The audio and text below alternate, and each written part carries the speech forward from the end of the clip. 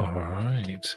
Upon our plant world, um, we now find ourselves uh, having just met caretaker Palan and giving you an item to hopefully help you out. Um, his own invention, as it were, that he was slightly embarrassed about, and giving you the history here upon this world. Blumesta, what would you like to do?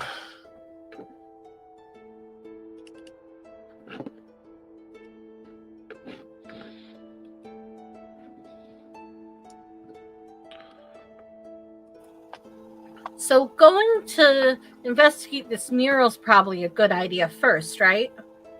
Before we head over to that, as Peridot points towards the whirling vortex of emotion off in the distance.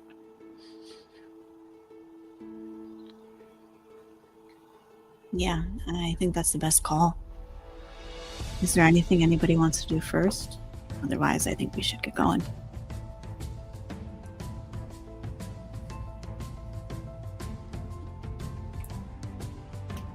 Sounds good.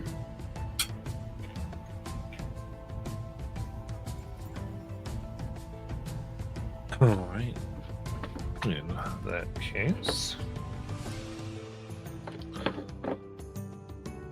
as you make your way, having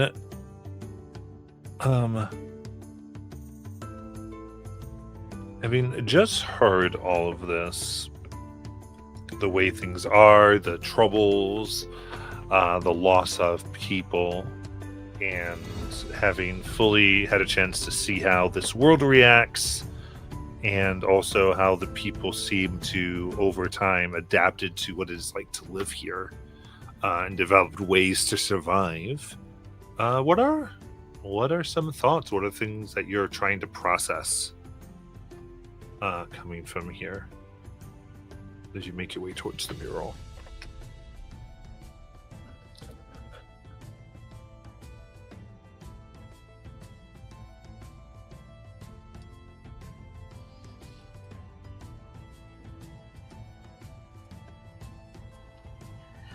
Peridot would be kind of trying to rein in a lot of like the rampant curiosity, because the first time that happened, a plant tried to attack her, so she doesn't want that to happen again. So she definitely kind of like learned the hard way, so she's trying to kind of just like find that zen, deep zen. But then like there's the obvious like the overthinking of things too in her head. But then like she brings it back in, but then it's just like there, and she's just like the thoughts. She's doing her best.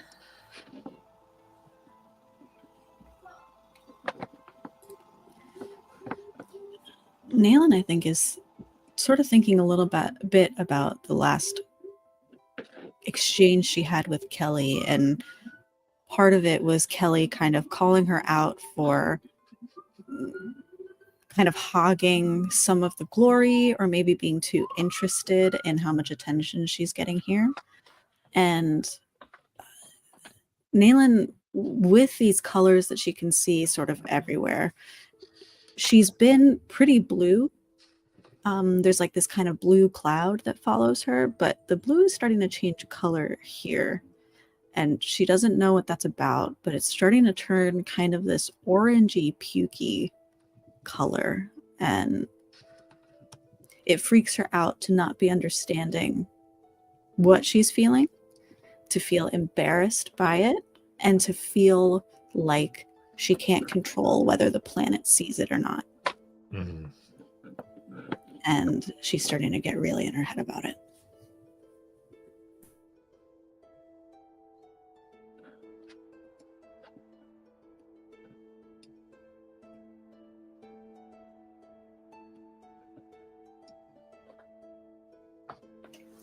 His head's a lot more empty as he's just humming nursery rhymes to himself, trying to keep himself distracted, because he does not want to witness other. So he just want just one more stuff to go on. It's just like.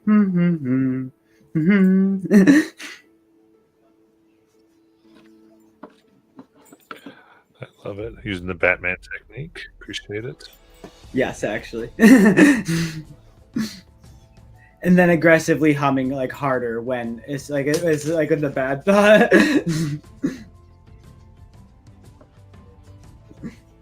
Love it. What about Kelly?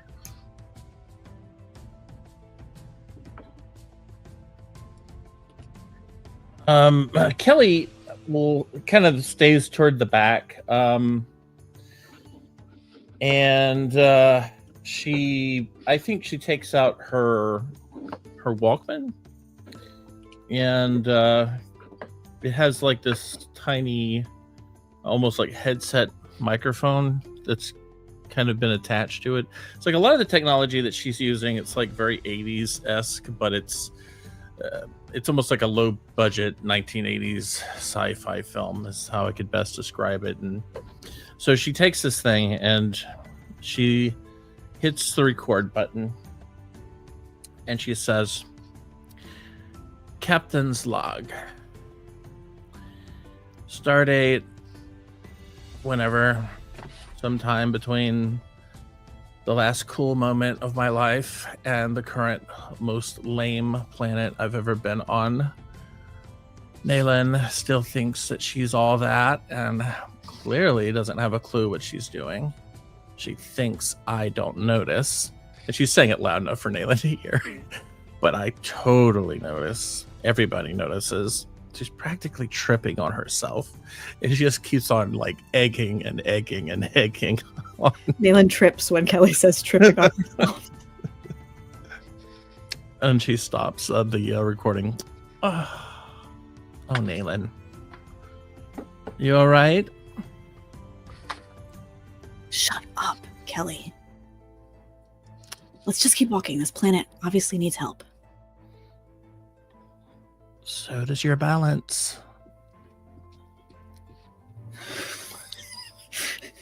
Nayland, I think, catches herself. She starts to get mad and she's about to say something like, "So will your face if you don't stop," or like, she like takes a deep breath and tries not to make the plants eat us on the way. When do we get to go back to the ship, guys?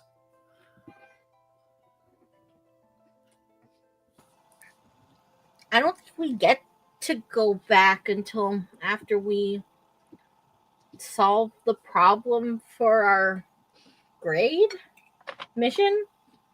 Oh, right. What is the Both? mission? Something about a mural?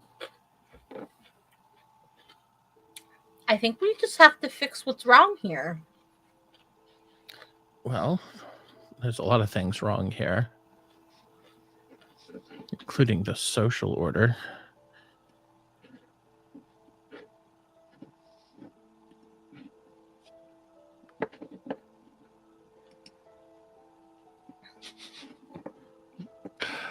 As everyone just lets that hang there.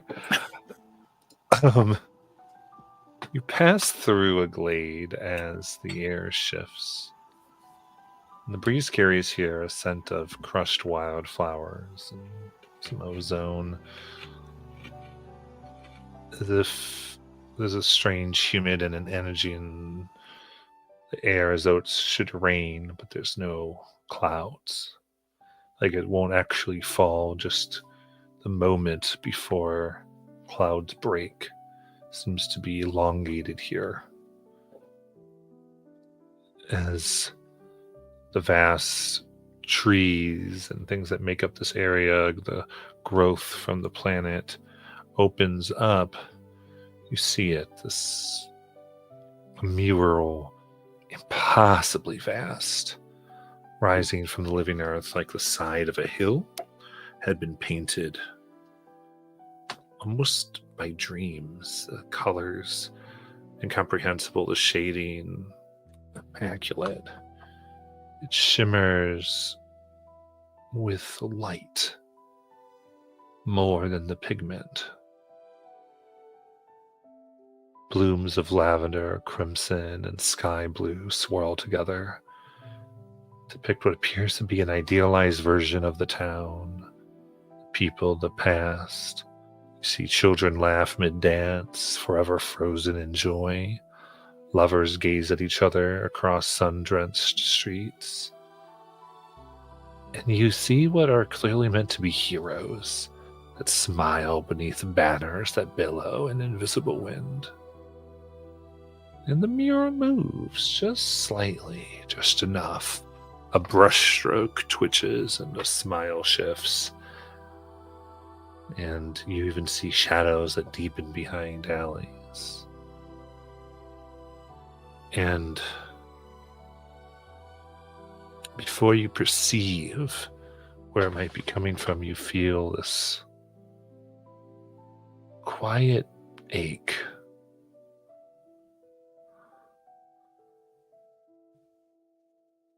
Like grief.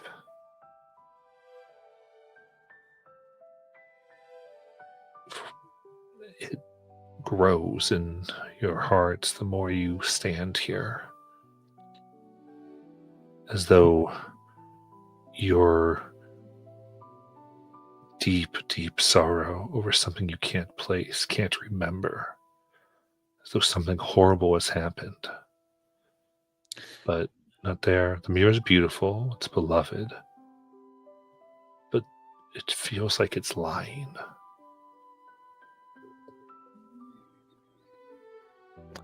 Those muffs that I have, the guy had said that they were meant to shield emotion, or is that right? They have a specific effect that I sent to you. Oh crap. It's in Discord. Boy. I'm having trouble with Discord. There we go. Wait, no, that's not it. It's not opening.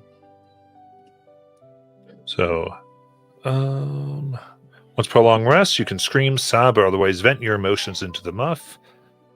It absorbs your outbursts entirely. No sound escapes. You gain 1 hope or clear 1 stress. Oh, okay. So it's like a stress relief.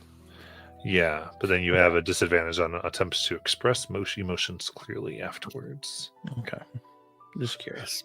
Smells of butterscotch and regret. All right.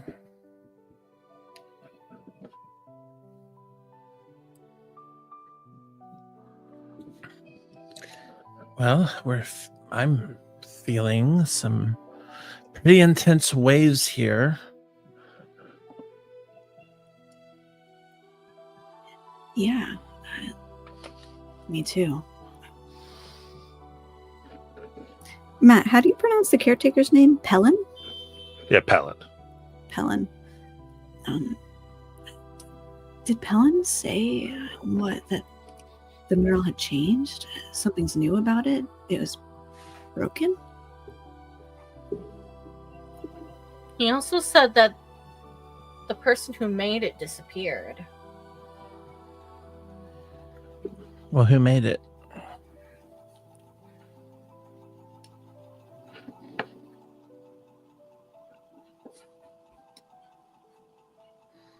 Or do we not know? He never gave us a name. Well, I guess we could go back and ask. Is there a signature or anything on the mural? Like an artist's stamp or signature? Hmm? Yeah, I suppose you can begin looking for that if you desire. So it is like a large hillside around. It's impossibly large, like 50, 60 feet.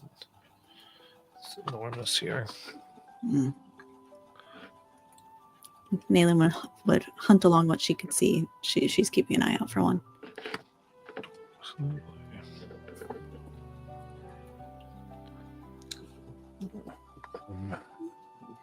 And you step closer, see the light kind of warms your skin that comes from the mural, almost as though it's sunlight itself. And the brushstrokes pulse gently, almost like a slight ripple of water disturbed by a fingertip. And as you come near, even as it like nears the surface, like your hand does, the mural doesn't push back. It feels like it welcomes your unique print upon it. As you move, looks like it seems to respond to you, Nayland. Not so much changing, but reshaping. One of the faces into the crowd begins to resemble people from your first ship.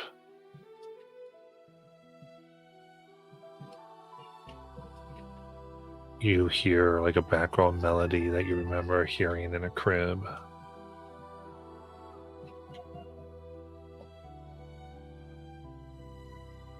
Seems to be more like, instead of merely art, more like a mirror painted in emotion. Nayland, I think, yanks her hand away and steps back.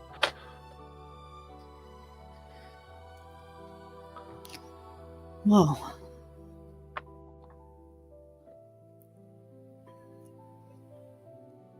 Don't love that. Don't get too close. Why not? I don't know. This is like what they warned us about. It's like looking in our heads or something. Okay, I realize I probably should have paid attention to those people in that town, but they were kind of going on and on and on. What do you mean? They like read our minds here? Our minds, our, I don't know, our aura, our psychic energy. I'm not really sure. Well,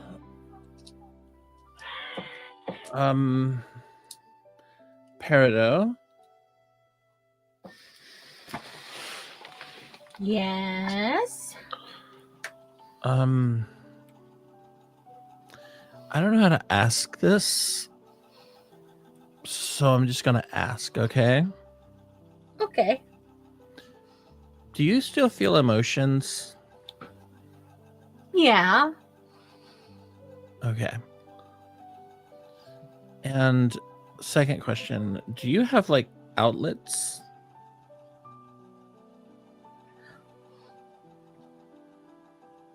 Peridot kind of like wants to say no, but then she realizes like it's like the information kind of is already there in her brain. Yeah, and she kind of puts her hand to the back of her neck and like kind of like rubs it a bit, and she realizes that it's not like a like outlet node kind of thing, but like there's like a slight ridge around the back of her neck, and it's like it's not like I need to charge or anything, but it's when it's if I need information. And then she kind of like pulls something out, and it's like a cord almost, and it's like, whoa. And she kind of just like pulls it a few times, and it gets longer, and then she lets it go, and it zips back up into the back of her neck. Could I try something real quick, Peridot? Like what? Well, I'm just curious if you like have like a battery charge. No, not really. There's a stone that makes my core. It doesn't really need to charge. So you can't like power radios and stuff. I can try, but I can do this, I think. Why, do you need something Well- for your Walkman? Well, I was just thinking, right? I mean, I've got this Walkman on me, and I mean, I could use it as a way of trying to manipulate emotional responses from these plants, right? Because I have like a whole library of music.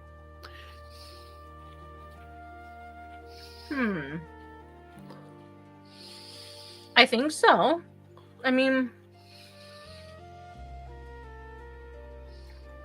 I think if we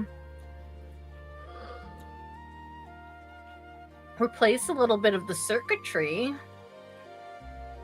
it could work. Actually, if I'm thinking about it correctly, it might never run out of battery life. Whoa. Are you more like an 8-track person or like a cassette person? We had lots of cassette tapes back home. Perfect. So maybe there's a place we can like power you up, and if we work together, try to get some type of emotional response, like of balance, because the ones here are pretty intense. And I was just thinking, like with all this music, why not try to balance it out a little bit, right? Yeah, like when people are super sad and sometimes you need to just listen to that one song that makes you less sad and more, I'm gonna stab this pillow 80 times. Exactly like that. Yeah. You want to give it a shot? Yeah, I think this will be our next project. So, Matt, Mhm. theoretically speaking, if Peridot assisted Kelly with like a I was just looking at Kelly's stuff here, and she has the ability to like clear stress using what's called arousing speech. And I was just thinking, like, if we could use it as like a musical thing that's trying to lower the stress of the creature that we're feeling here.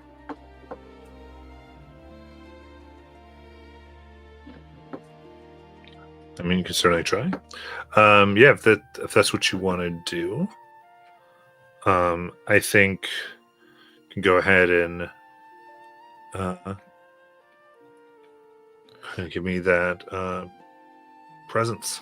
I mean, obviously, only if like Peridot wanted to. I was just trying to Yeah. narratively do something, and it just kind of led into that.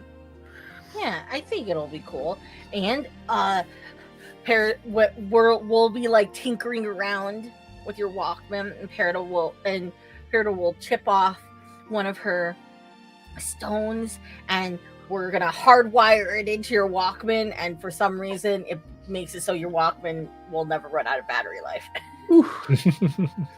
Yeah, so I've like got on my mixtape "We Are the World," which is perfect for this moment. It also would have the secondary effect of also lowering pretty much the stress of any ally within far range. So that's kind of why I picked this one, was it has a far range to it, and that just made sense if we were trying to use music for this moment. But yeah. All right. So when you roll your presence, you can add a +4. Nice. Alrighty. Presents. Uh-oh. Wrong button. +4.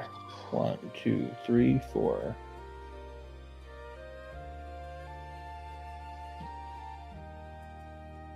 Okay.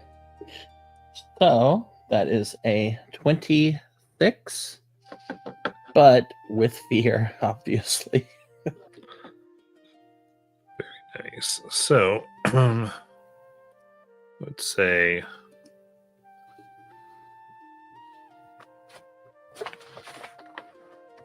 it's also fair.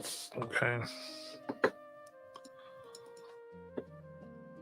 You put yourself out. You kind of give this rousing speech, and as Kelly says this, all of you can see the deeper shadows tend to become more gray instead of black. The faces that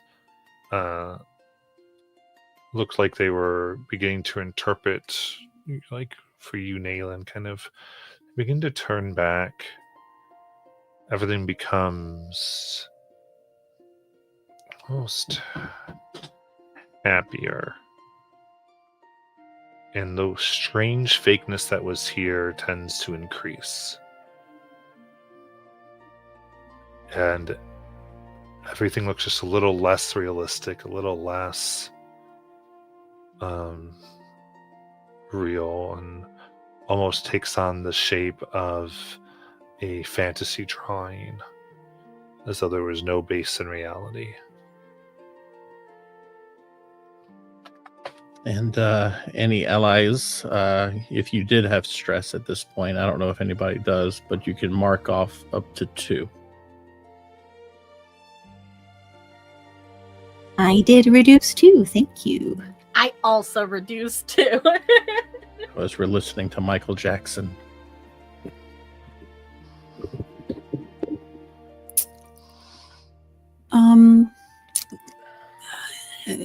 Before and as this is happening, I think Nayland was kind of getting lost in looking at these interpretations of her past. I think she was seeing just these small moments that she hadn't thought about in a really long time. The cook on her ship, bringing tea on a really hard day,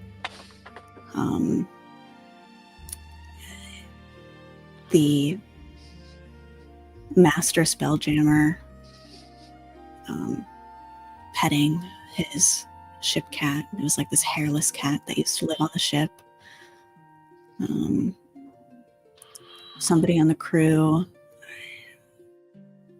these glasses, these goofy looking glasses. He must have been some sort of technician or something. He's reading to Nayland, and just these really quiet moments that Nayland hasn't taken the time to remember in a while. And then it disappears. And Nayland's like, and kind of feels the sting of being brought back to reality, even as this mural starts to look less and less real. And while she's feeling these emotions, I'm going to make a spell casting roll to activate my class feature. Let me see if I make it. I did. 18 with hope. I can't get any more hope though, so but while inspecting a location, I can make a spell casting roll. On a success, Nayland marks a stress, and has visions of the most recent violence involving the location. And I'm activating my grim psychometry. Hmm.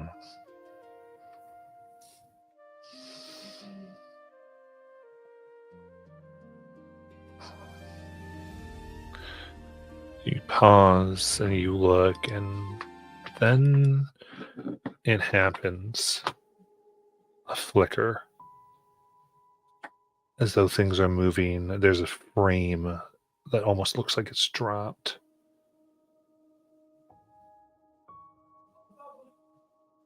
Like a laugh cut mid-breath.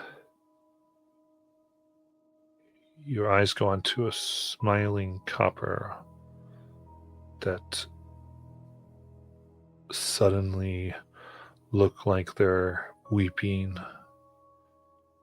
while leaving one another.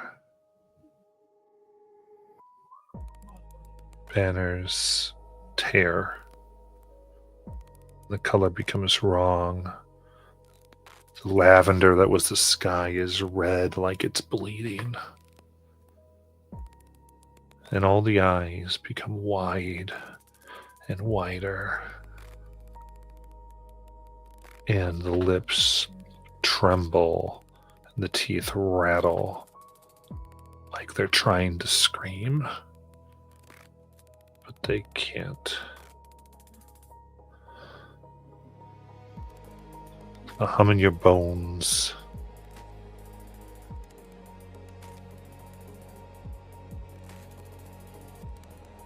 And you see a man. It's much like the blooms here. He stands.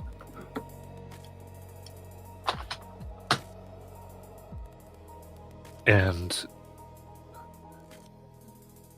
stares at all these figures.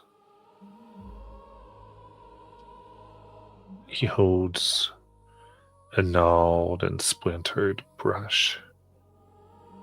As he grips it, you can see blood.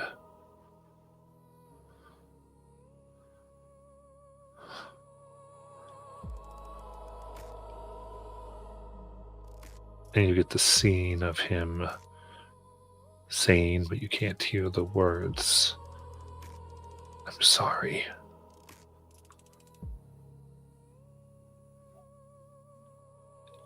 And you see, like behind the paint, barely, something on Sheen shifts.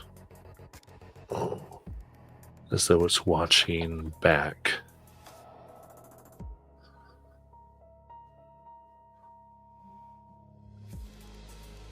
And the arms here seem to reach out, and the figure looks back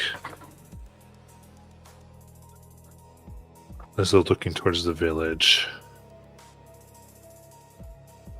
and shakes his head towards the mural.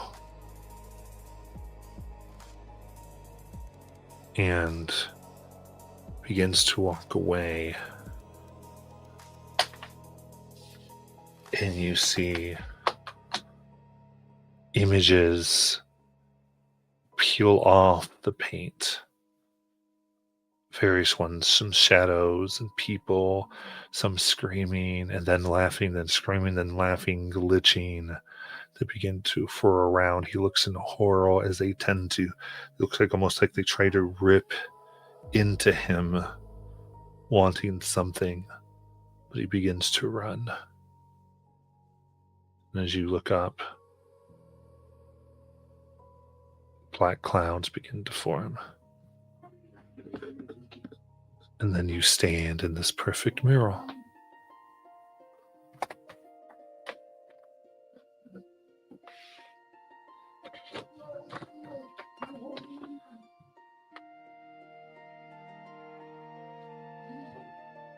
Perfect timing for sirens at Robin's house.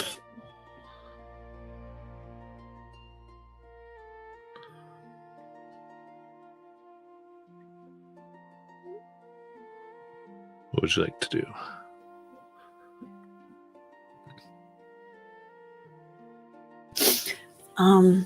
Nayland, I think, gasps out and falls to a knee as she tries to process. Whoa, Neil, are you okay?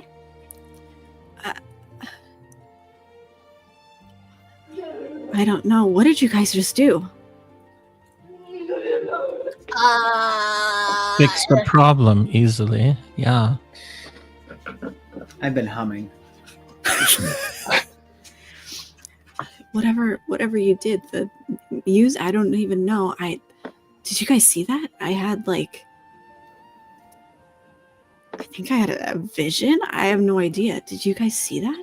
Did we? No, you didn't see what Nayland just saw. Oh, of course you had a vision, Nayland. Absolutely. No, we saw nothing. and yeah, we did nothing. It was all you, Nayland, and your vision. I will admit I was a little bit distracted by the totally ethical and not terrible experiment that we just did. There was absolutely zero way it could have exploded and backfired on us. Maybe 5%. Yeah. Anything else you need to take credit for, Nayland? Kelly, focus up. I think I saw the artist. I don't think you saw anything. Nayland turns away and looks at Ace and Peridot. Peridot kind of like gives this kind of like, it's not like a straight like eye roll, but just like a Kelly look. But then she's like, what do you mean you saw him? I don't know. It was like after the mural was made, but I think he was changing the mural. I'm not entirely sure. It was like maybe he trapped something in the mural or took something away. And he was saying sorry. He regretted it. Well, didn't Helen say something about not looking at anything that changes color or in mirrors that stare back? Yeah. Maybe that might have something to do with it.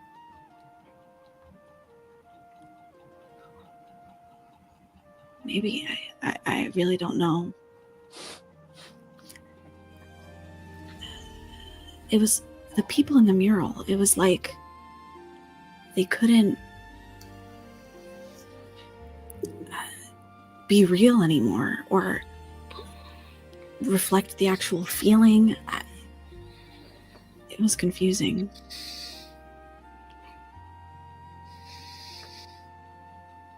Did you happen to see where his corpse is? I did see him walk off.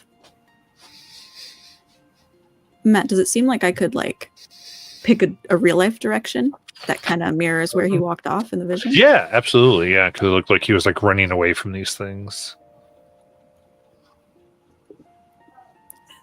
I think he might have gone that way. And Nayland will point. If we can find his body, might tell us at least what killed him. Or we can see what he had on him, if that's the last thing he did. I'm not sure he's dead. I think he's just hiding.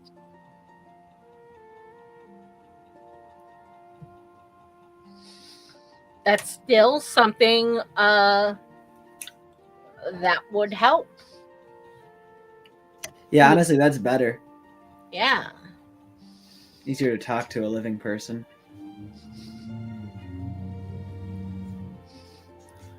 It really felt like something was here. Behind the art. In the art? I don't know. When you guys played your song, it changed.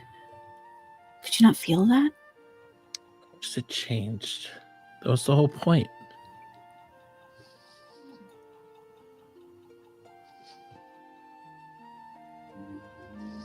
Yeah, but it's still there, I think. Well, obviously. Okay, obviously. So, obviously, what do you think we should do about it? Well, obviously, you're making up half of the story, Oh my god. but if we need to keep walking, we'll keep walking.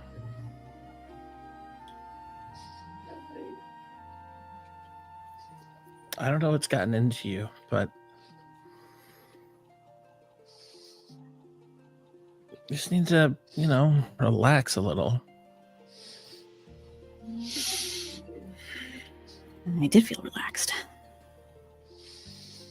Okay.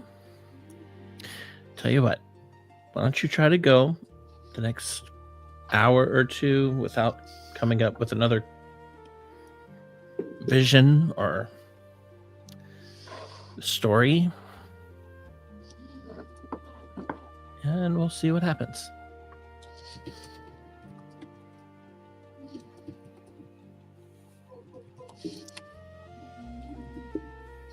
Nayland, you can see like confusion on her face. Like she feels like she wants to yell or argue with Kelly, but she doesn't want to take the bait and make the planet mad. And she also isn't sure why she would argue. Like she isn't sure if Kelly's right and she's just making shit up. And I mean, it's obvious on her face. She's confused and mad, but she's not speaking.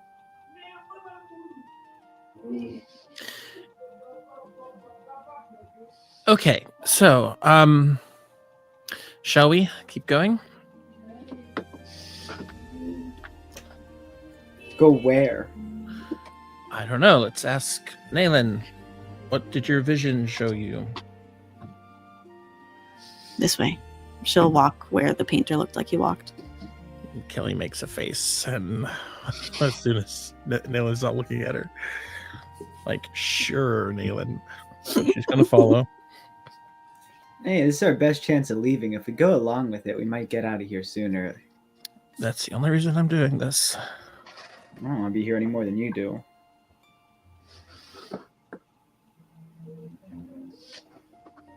All right.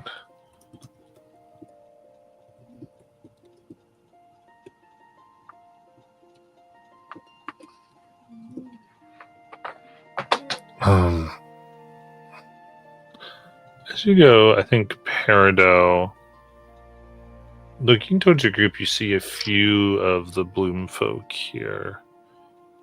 And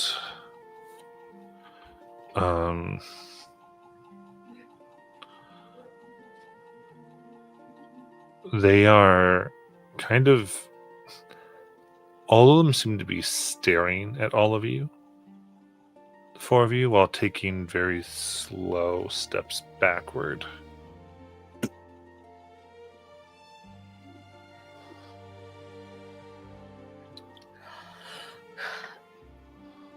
Can I tell if like they're afraid, or are they more like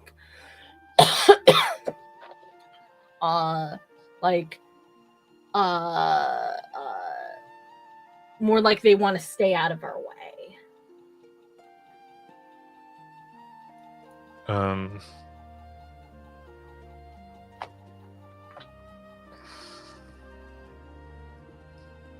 Yeah, give me an instinct check.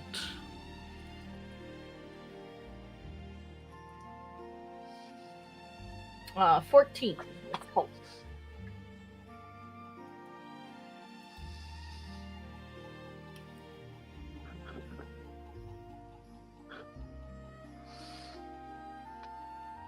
Okay.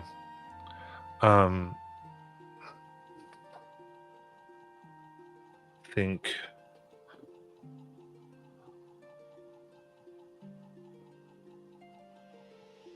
at this point, then,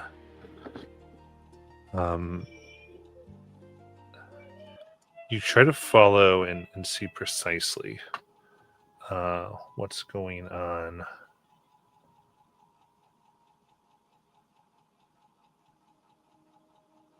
And instead, you can see them continually moving back. You try to follow their eyes, and it's as though even as you begin to look and you kind of look in the direction they're looking and see another person, another bloom, it's like they're changing where they're going, as if it's actively moving and trying to stay out of your sight. So like there's another bloom kind of like near us that's like on like the out of our sight, but these other bloom folks see it and we don't. What's more like when you look at this, as though they keep moving what they're looking at based on where you're trying to look, as though whatever they are looking at is moving continually out of your eye line.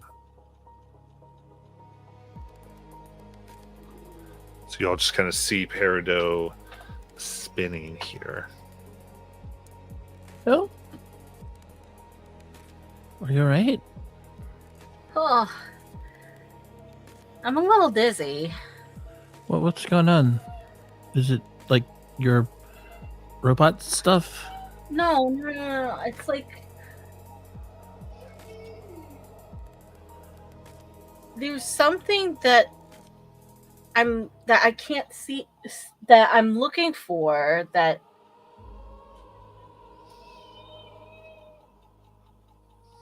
it keeps moving and I can't see it. What does it look like? It's one of the bloom folk. Peridot, as you're having this conversation, as you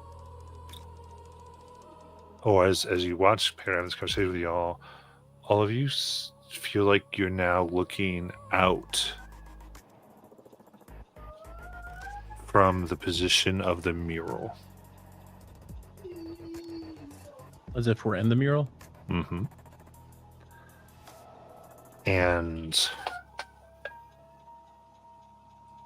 Molly, I need you to describe the memory, the group memory that all of you would have some type of recollection of, that you're caught in. So like the mural changes to this memory kind of thing? Yeah.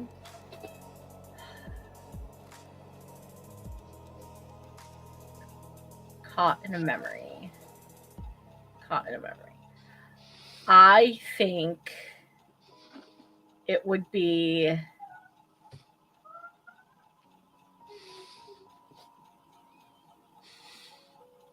when we were trying to sneak back into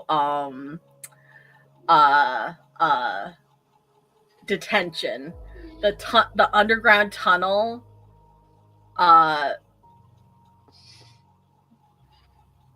the underwater part where we were swimming through the hole, the drainage hole. I love it. Trying to get the two through the drainage though back into detention. Because I think if we're being trapped in something, I'm kind of like connecting that with the feeling of being trapped. So, And we were also trying to avoid being watched at that time. Yeah. I like it. All right. As this is happening, each of you feel like you're not reliving it, but you're being forced to reenact it. But you find yourself doing it with embarrassing distortions. And I need you to tell me what that is.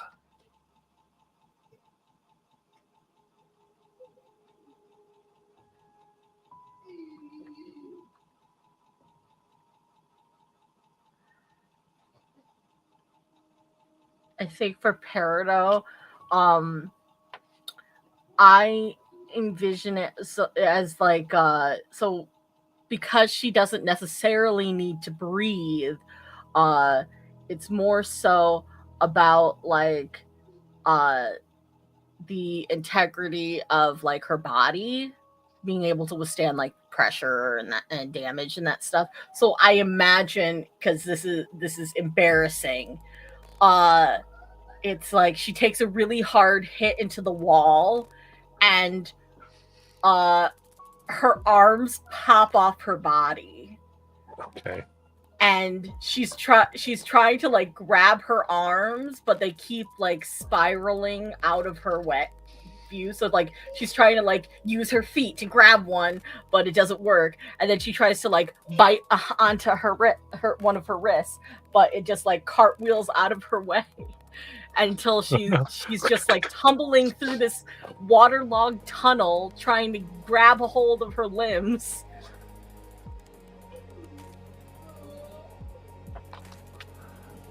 Hello, it says Peridot. Who's next? Similarly, I think Nayland's is the absolute confidence that gravity is not really working the same. And so it's like an inability to navigate properly on her own feet, because she keeps thinking that like, oh, you know, I could just kind of hop over this little bench or rock here, but doesn't hop, is expecting just to kind of use the tiniest amount of force to get herself to move, and as if that there's water all around her, and there really isn't.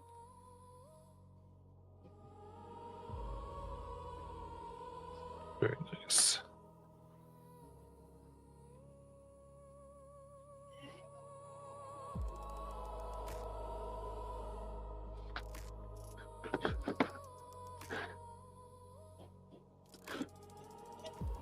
Sorry, I'm a little confused on the prompt. Yeah, so the idea is that it's as though the scene is, you're in this scene, like you're being forced to reenact the memory of going through, except that it's like there's either your own insecurities or embarrassment that, like, kind of the worst case scenario that would have been embarrassing or hiding an insecurity that you're being forced to portray. Okay. And like, what is that? What is, like, almost like a mockery of the situation.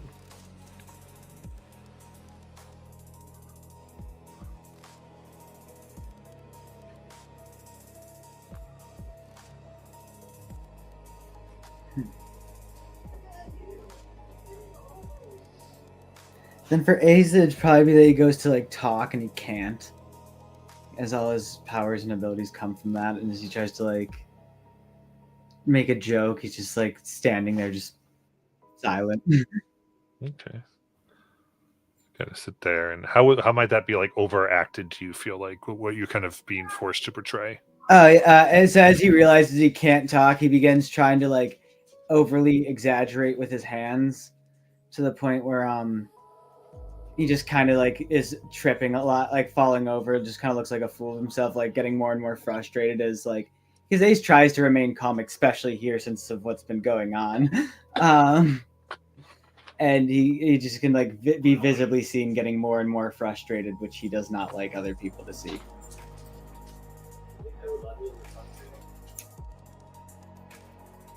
What about Kelly?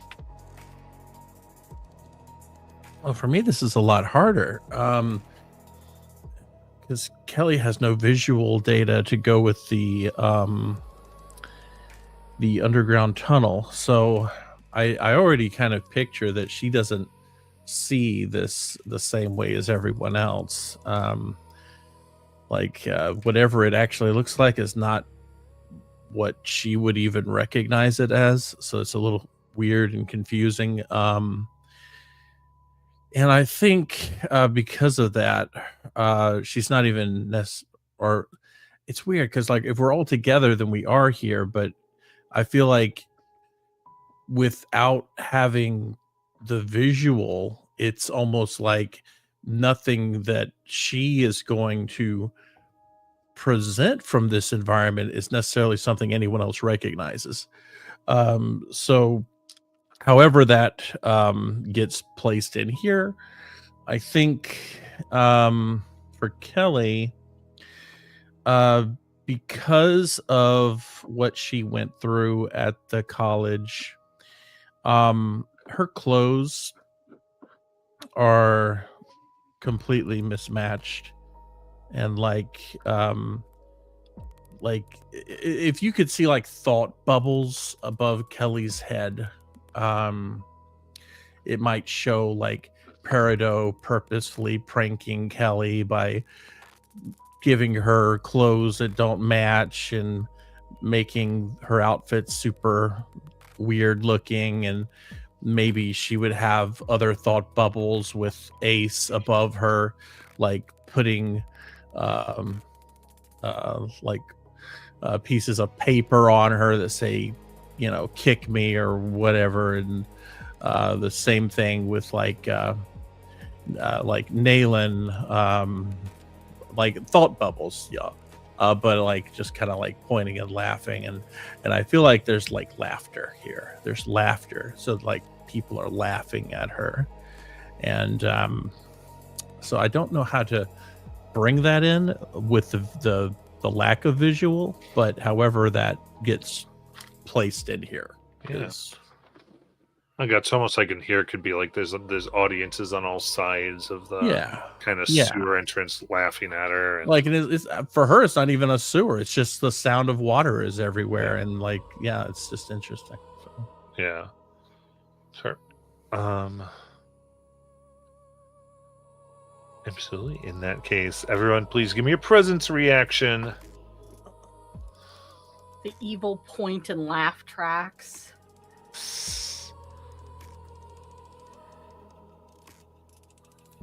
3. 20. Hope and fear doesn't matter for these, right? Right. Just making sure. 14. 14 as well. Okay. All right. So Ace succeeds. The rest of you will take 2 stress Oof. from embarrassment.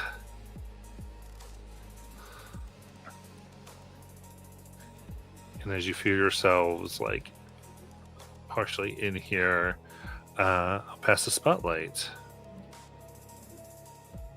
Stop laughing at me.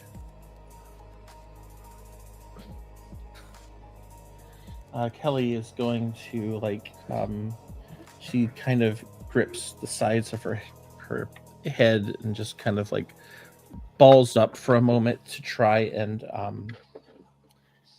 think she's going to try to lash out. She wants to try to lash out at like all of these voices and just like in almost like a hopeless way, because she can't see them. She doesn't know anything about them. So she's like coming up with like insults for them, just like left and right, and just like trying to like compare them to hyenas or whatever she can to try and lift herself up. I think that's what she's trying to do. Okay, so trying to like fight back and all those things with her words. Yeah. Give me presence. Okay. I want to roll this at disadvantage because I feel like this is like her worst nightmare. Like, but I'm gonna let you decide. I mean, if you feel like it should be there.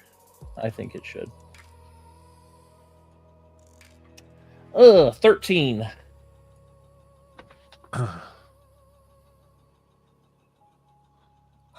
In 13 then as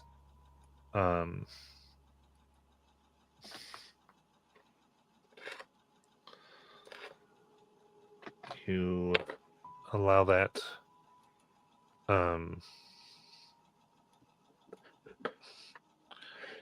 I think the reaction here is their smiles just get kind of wider and wider. And now the scene and the way this kind of works is everyone is seeing the scene change as all this happens. Kelly, I need you. Well, I guess I could describe. There's a thing of guilt that now enters in. Or something that Kelly might feel guilty about. But again, is presented in a way of like mockery or humor. Mockery or humor? So mockery or humor toward her, or mockery and humor that she's lashing out with, or what do you mean by Yeah, that? like more like people would find it and laugh at the way that you are that Kelly is being forced to portray this guilty emotion. I feel like this is almost like for her a reenactment of like for her this tunnel changes more and more into like, I don't know, like a locker room or something, and like it's almost like the laughter is her own laughter, and it's like her body looks so different, like she's looking more and more like her own victim, and like just being forced to look more and more the part of the types of girls she would pick on, like these it's the 1980s, so probably like those like really high collar dresses, you know. um at least that's what I'm kind of visualizing here, is how it's kind of twisting on herself, if that's what you meant. Yeah, perfect. Okay.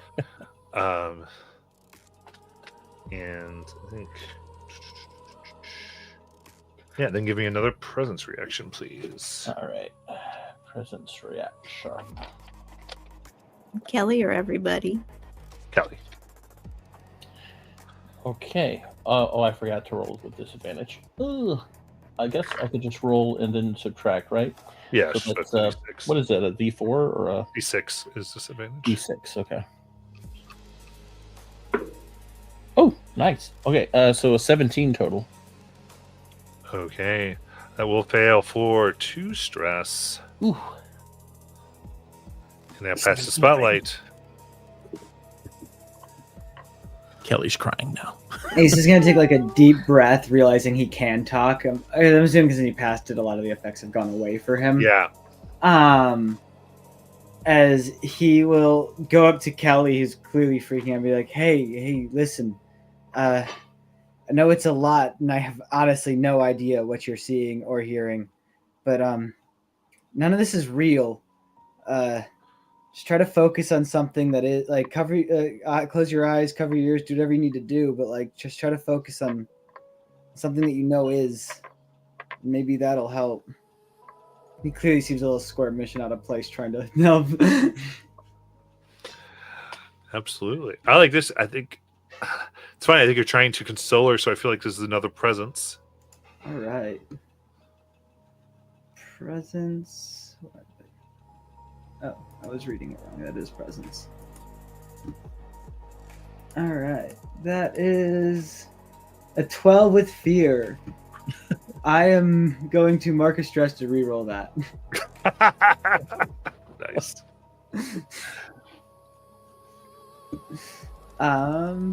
Presence. Roll. That's a 26 with fear. I will take that. Okay.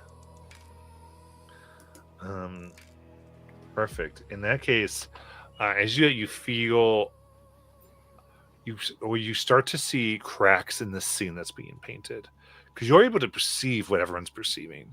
It's all just like moving as if you're being acted as a play, and you see like a mixture of like what seems to be chipping paint and cracking stone starting to come into the scene, as though like the colors seem to react in anger as that occurs. And they will have you do a presence reaction. All right. That's a 20 with hope. Oh, wait, just 20. Amazing. As the scene kind of almost puts you on a little stage, and you see everyone else get little less saturated in tone, you find yourself almost like you're spotlighted on a stage, and there's this intense desire at first, as if you were meant to bare your heart like in a monologue. before you kind of eat that emotion. Keep it down. You will get a stress for succeeding.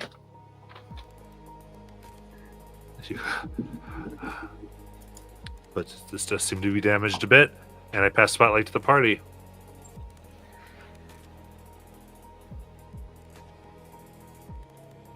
I think for Peridot, she would kind of be thinking that even though her arms have detached from her, they're still a part of her.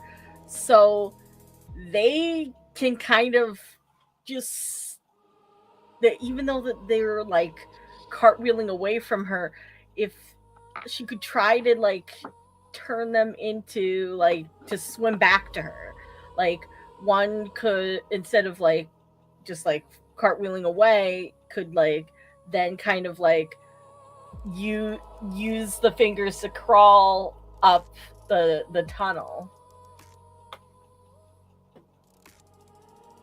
like thing inching along.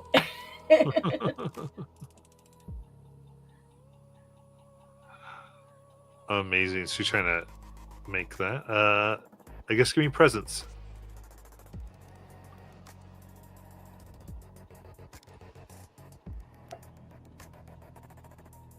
Another 14 with hope. With hope. All right. So as you begin to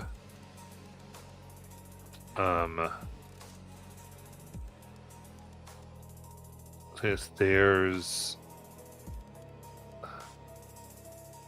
the hands kind of all like body parts stop and they all turn to hands, and as they rise up, there's almost chalk drawings within this tunnel of Peridot's face as they all make crying sounds.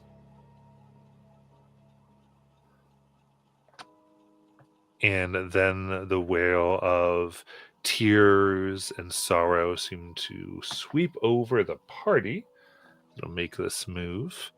And for the party, I do need instinct reaction, please.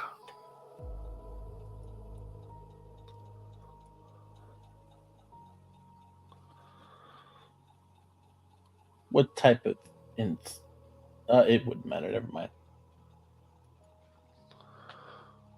Ugh. That's bad. You're telling 7. me 13.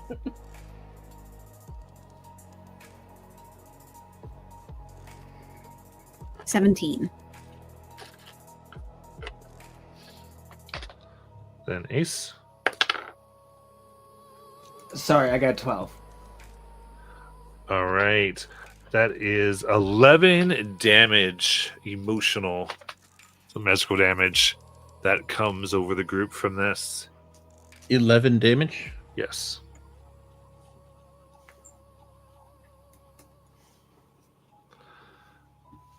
As you find this mocking in this tear storm, kind of ripping in, trying to bring out your own. Matt, out of curiosity, I know you haven't turned over anything yet, but I'm just curious. Is Kelly broken from her thing? Or is she still stuck in that state? This is one evolving scene. Okay. So, like, all this is like one picture that all of you are seeing at once. And it's like an evolving painting almost that's coming around. Yeah, and so if you're using armor, describe how you essentially use your emotional armor to reduce any of the damage thresholds, if that's what you all are doing.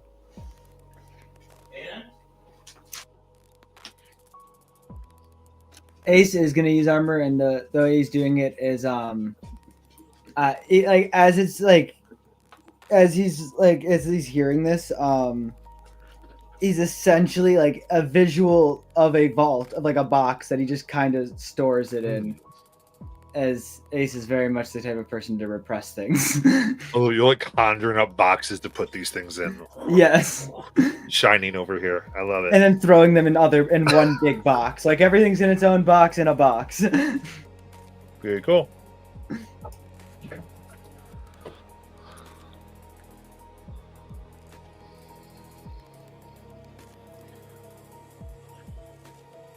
Anyone else using armor and doing it?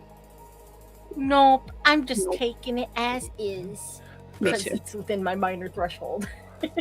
Yes, spotlight. Nalen's just gonna try and run. Okay. Interesting. So give me agility. Okay.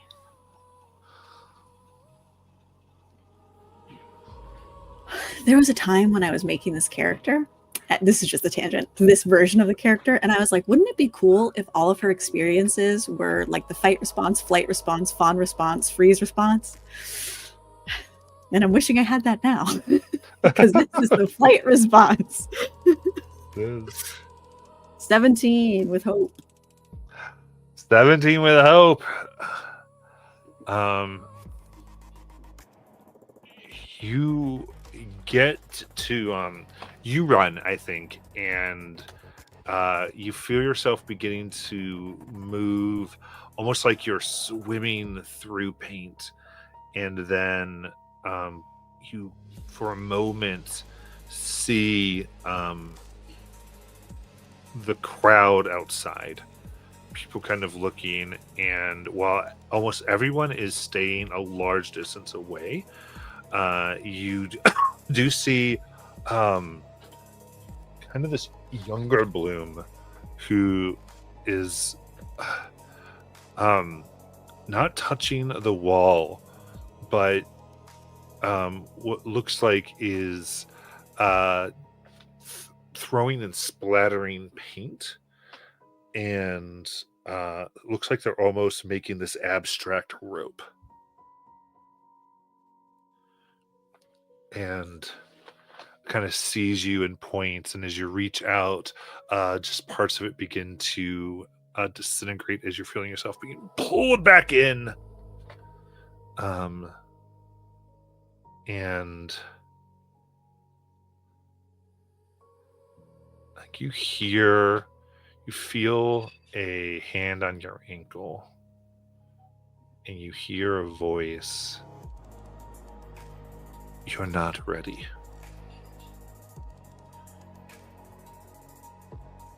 And that's a moment from Nalen's past. Kind of describe this scene, and this might be a de-aging in a moment of Nalen. And something that looks kind of probably that would make her feel insignificant.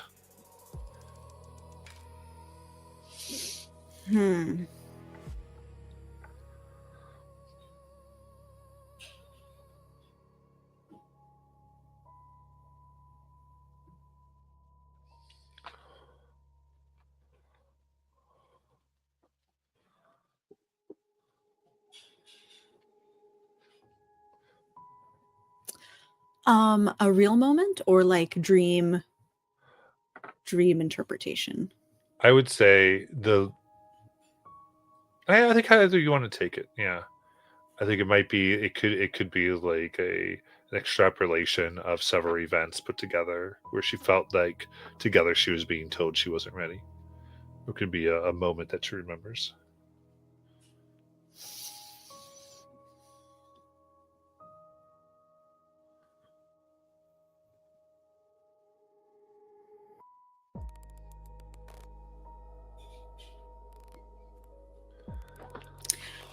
I think Nalen, as she falls from this rope that she almost had, she lands on an operating table. And this is half a memory. It looks like the room that we had walked into in the darkest house, but this has her fears mixed in, as if the things that could have happened in this room. And she's on the operating table, and it's almost like in like old movies where like they have like a dummy on the operating table and then like the actor's head pushing up so that like you could do crazy shit to the body, but like the actor is like sticking up out of the like one of those like physical prop things. And there's like surgeons all around, and they're sort of like taking out her, like they take out her heart, and they're like, she never needed this, throw it away. And Nayland's awake on the operating table, like, wait, no, don't, hey, hold on, what do you? They take out her brain. She never used this good enough. Get it out of here.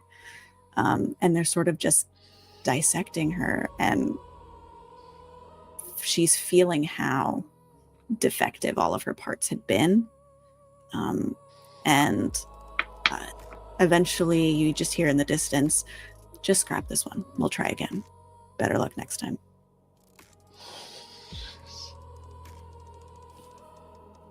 All right. So give me a presence reaction, please. Mother 5. All right, that will be 14 magical damage.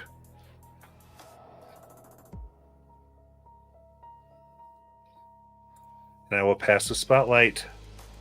Ellie will, upon hearing the words that Ace spoke, will she tries to stand up, and she starts to sing. We are the world. We are the children. She keeps going as she tries to give her party a rally dice. Okay. So you're giving the rally dice. How do you want to continue your action roll? The rally dice just happens, right? Yeah, it just happens. Yeah. So she wants to. She's tried taunting. She's tried. She is going to now try. The look.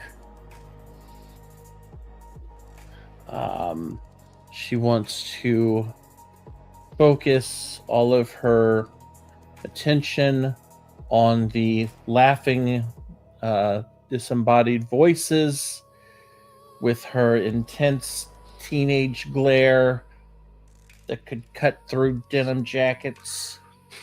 And she's going to try to spellcast through her look spell. This is a reflavoring of Tell No Lies. So technically, I don't even know, because I mean, it doesn't really work like this because it's supposed to just make it not, lie. But I'm trying to think of a way to cost a stress and Okay. do something a little different. So it would cost her a stress to do this. And she's going to try to glare down the people she cannot see and just command them to shut up, I guess. All right, give me a spellcast roll then. I'll use Mean Girl for this one because I have my one hope.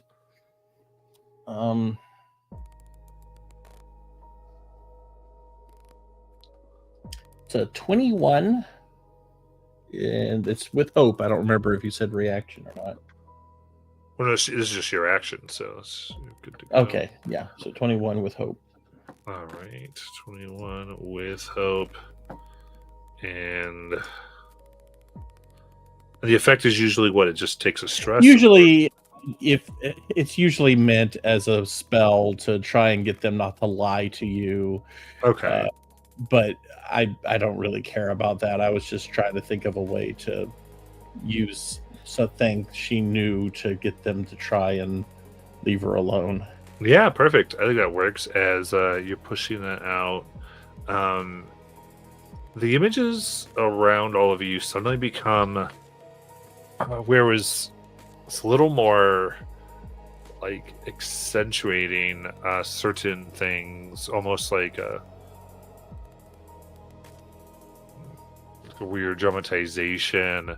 The mood, I think as we go further, shifts to like satirical and strained, as though they realize that you're breaking slightly free as more cracks form around, and they're not going to get what they want. And everybody has a D8 if they want to use it. You also have the spotlight. Peridot has been and kind of just like fighting to get her arms back, and then she kind of like has this moment of clarity because I feel like that, like there's been this crack in like the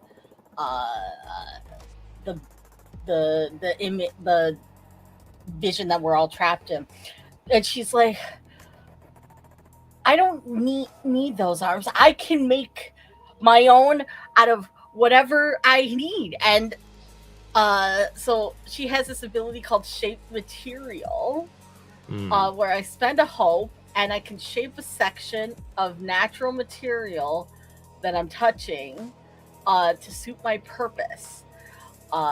And Peridot's like trapped in this like tunnel of water, and she's like, I can just make my own arms. And she just kind of like latches onto the water around her, and it kind of like pulls in to the attachment to her shoulders, and then it changes color from like the transparent opaque water to into like a solid blue, as two water arms just like plop out of her shoulders. Amazing. Give me a spellcast roll.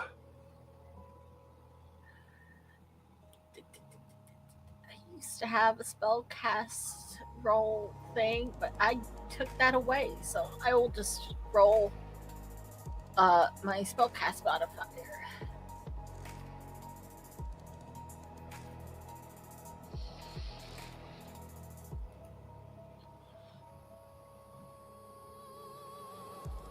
I'm going to use Butterfly Paradise.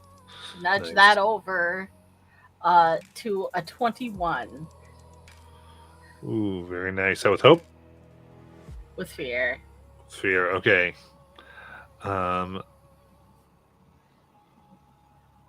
Like that. With that, I think we'll do what's we'll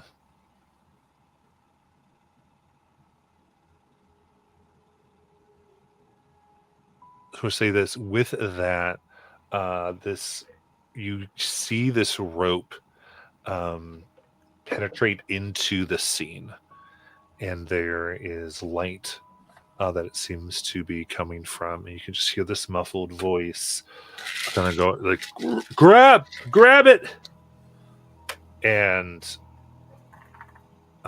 you begin seeing these things kind of retract, and the satirical goes more towards like petty teasing, like they've lost the argument a little bit,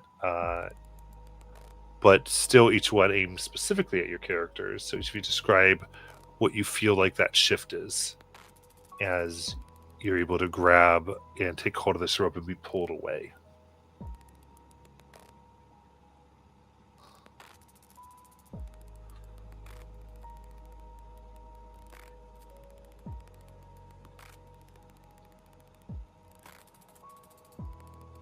So it'd be like the change in the scenes and the people that are around you going to satirizing to just petty teasing in a way that makes you feel like they're nothing. Like to go.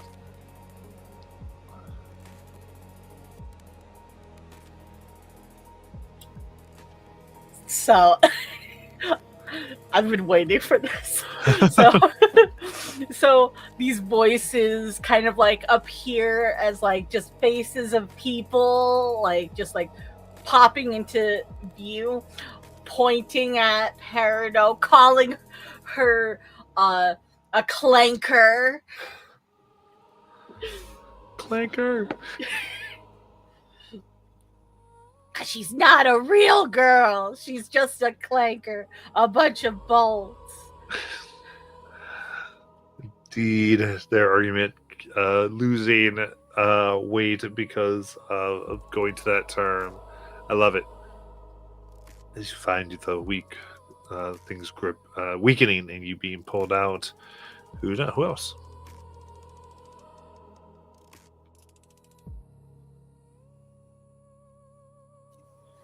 For Ace, it's probably very similar, where the voice he ends hearing ends calling him like a murderer, which he knows very well he is. And it just makes it lose a little bit of the validity, because for him especially, he remembers the voices of everyone he killed at any point in time, and he can tell that these aren't any of the voices, and that doesn't mean anything to him when he's not being judged.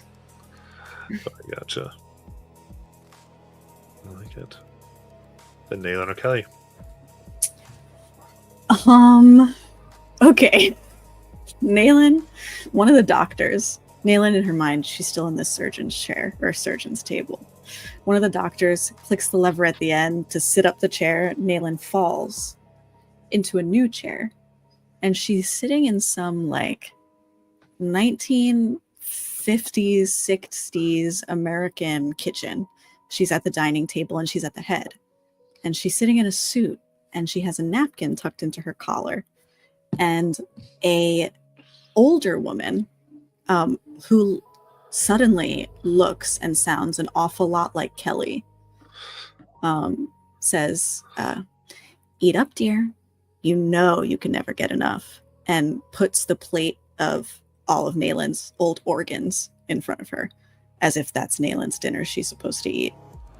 And suddenly Nayland's had enough. She's fed up. She yanks the napkin off of her shirt as if she's going to get up and argue, but the napkin just keeps coming and coming, and she pulls it out almost like a magician's series of colored napkins, and suddenly in her hand is the rope, and she's tugging on the rope to get out.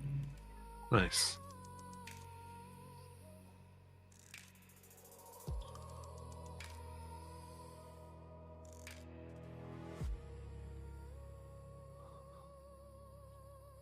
Then Kelly.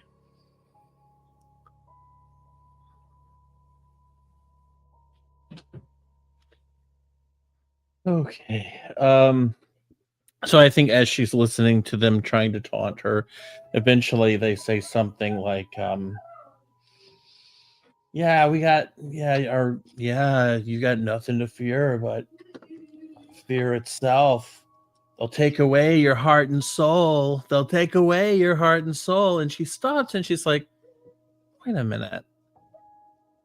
Are you guys Oingo Boingo fans or something? Oh my God, you guys are losers. And so she leaves.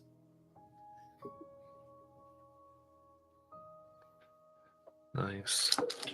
And then as you are pulled out, see this looks like almost like an older teenager, maybe 17. As you find yourself on the ground again, he goes, "Absolute morons! Come on! We got to get away! We got to get away! Come on!"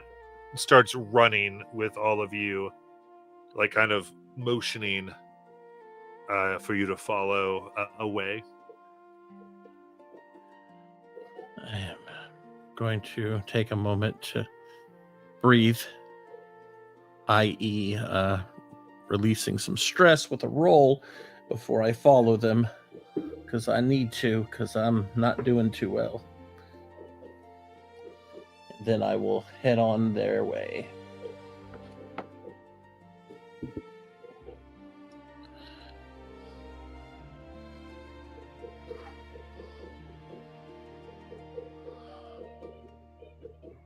And everybody else? Anything you want to add as this person's trying to like pull some, might be tugging at some of your clothes, man, what you want to do? I feel like Peridot kind of like falls out of like the vision, the mural, kind of like tumbling over herself and landing on her butt, just like, huh, Run! Run! Oh, arms! Yes, run!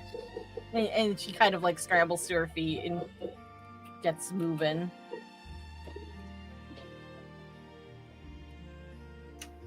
He's probably tries to punch the hand as he still isn't in a good mood after all that. And so then he like it's like as he realizes it was like a not malintent, he's like, ah shit, I should probably go, and then just follows.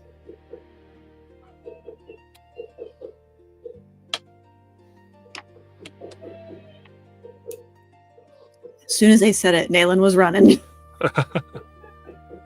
Perfect. And so as they try to pull you a little bit away from the mural and from the stone onto what seems to be more like grass and weeds, we'll go ahead and take our break.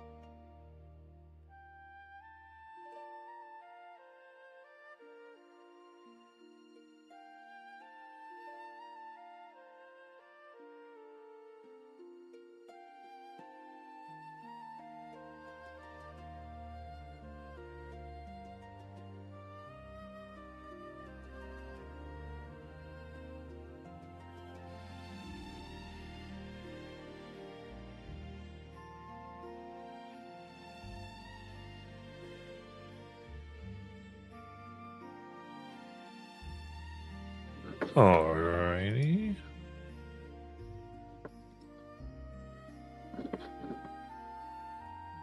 Love you. All right, get everybody back here.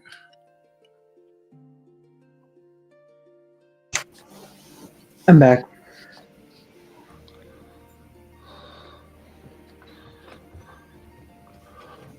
Yeah, we'll just make sure Molly is. Oh, there we go.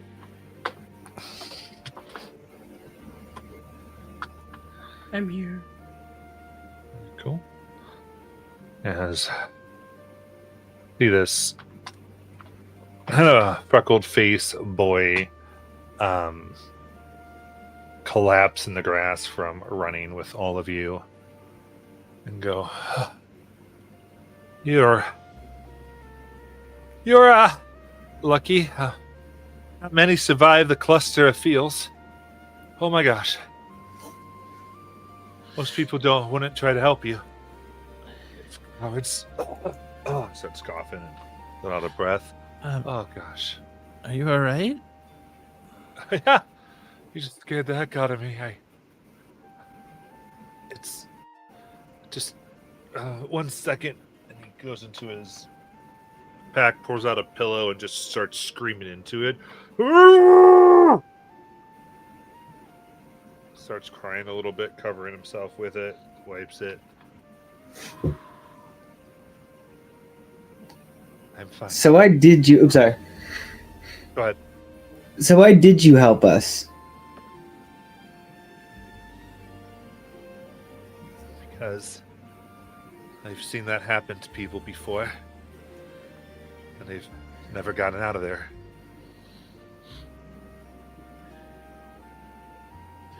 How do people get in there? Well, being too melodramatic, it's where the feels all start to come around and begin to take over and feed.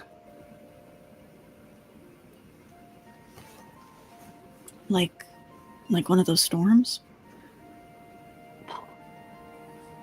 Looks, yeah, I've not gone to those. I mean, that's not. I know people who have, but not me. Those are new. Well, Hey, since sorry, you first. do you have a place we could go? Yeah. You can see you're not from here. Come, there's. I have a place that's a bit more emotionally safe. And kind of looks down, specifically at Peridot, and just says, are you okay?" Yeah. Yeah. All right. And puts his hand out to lead Peridot if she accepts. Kelly makes a face at Ace. Ace has been staring at Kelly ever since he said melodrama. She takes it and gets up. All right. His cheeks make a few dimples as he goes, "Yeah, this way." Beardo has a new friend. Ace is wiping away fake tears. And Kelly's gonna let them have some distance, but still staying within earshot. So. Yeah, he's still like, Up "Come on, so everybody!" fast. He's just wanting to hold her hand. She's like, "Let's go." I grew up so fast. Are there a lot of people your age here? Thanks.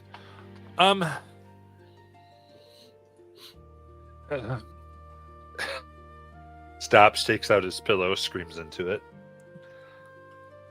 Let's get to the place, I think. Okay, I'll be glad to answer your question. fair enough. Sorry. You see what happens when things get a little, right? Do you get it? Oh yeah, I've got, and then she pulls out her muffs. Oh, I got okay. my own. Cool. I just don't want you to think I'm being rude. I'm not trying to do anything like that. All right, and after a bit, does take you to what seems to be like a cave almost, but it rises up so it looks like it's almost like the rest of a mountain. Almost feels like it was carved away, and standing on some stones is this like larger like boulder that was carved into, and there looks like bits of this like strange silvery metal that you can see kind of reflected into the inside of this, almost like a geode is almost what the feel is, though there's a partial hollow geode that he found. Gets in and goes, all right, this is a safe zone. Okay, good. Don't, by the way, don't mention these to the others. They don't.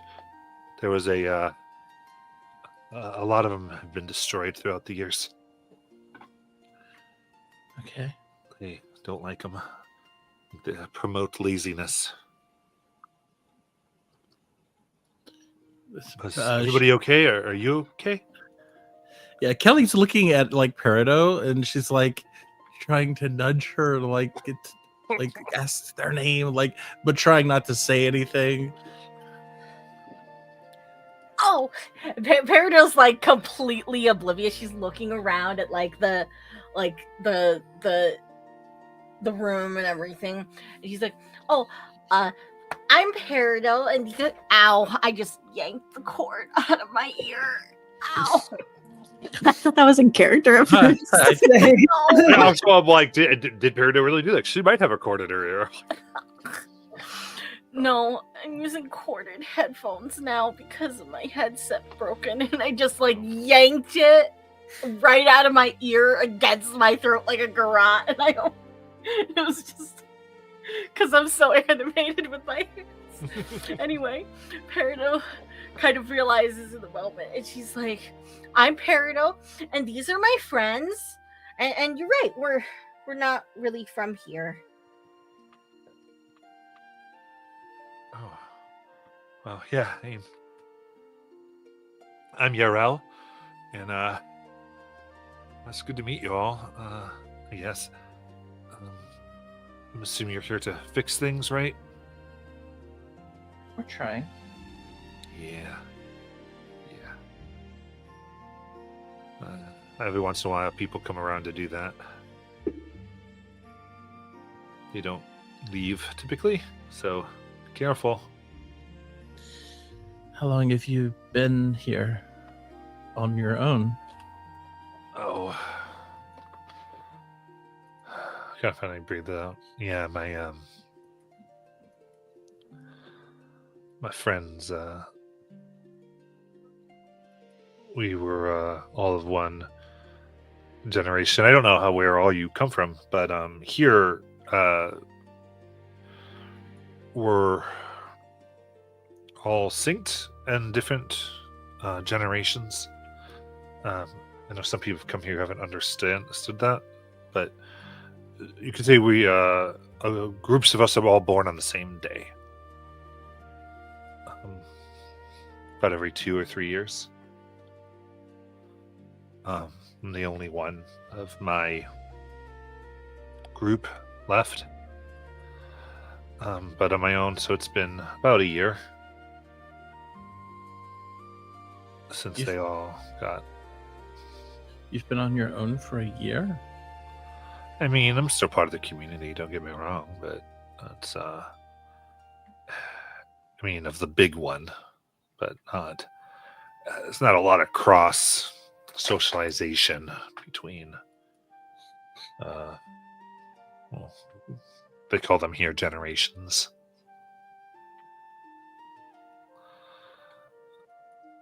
Peridot, why don't you tell Yarel about where you're from? What, the ship? Kelly just like face palms.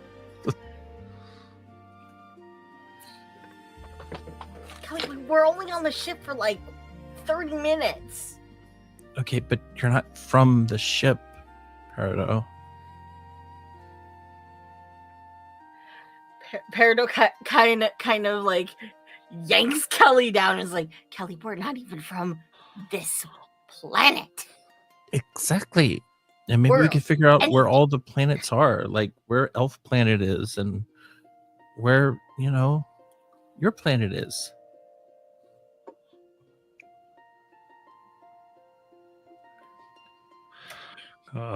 Except Nayland, you're from the space between worlds, right? Or maybe your ancestors were? Yeah. Yes. Okay. Sorry, I've um, two folks came the next time, looked a little like you. Not every place is aware of that space, the place between worlds. Does this area get a lot of visitors? Oh, not normally, but ever since the overwhelm started.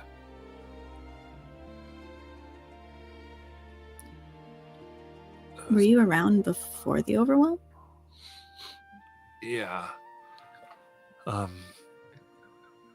mean, it wasn't around when all of us were born. At least not my gen, but it started small. Just flashes of red lightning and some other things. People getting angry, like losing control. Then, well, people just kept on going. The mural started to become dangerous. The overwhelm started to be kind of hard for older people, I guess. But mine and some of the younger ones particularly have issues with the mural. It's,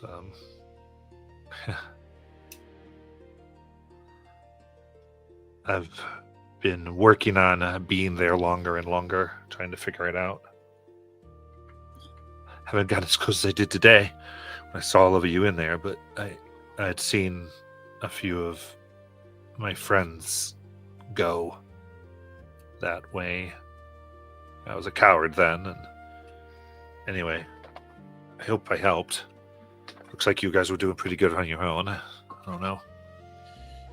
We definitely appreciate the help, but I want to go back to what you said. You said you met people that look like her. How close in resemblance? Oh. A little bit complexion, ears. I don't. Were they like almost exact? No, I want to say no. They weren't like clones or anything. How That's long weird. ago? I think it's about maybe 6 months. And I started to explain. When you're here, you can see.